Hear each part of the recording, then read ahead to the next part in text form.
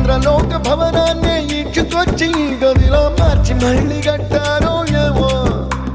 మాయజాలము తెలుసు మంత్రగారడి తెలుసు రెంటి కన్న ఇది ఇంకోటేమో నీలాకాశం నేలాకొస్తే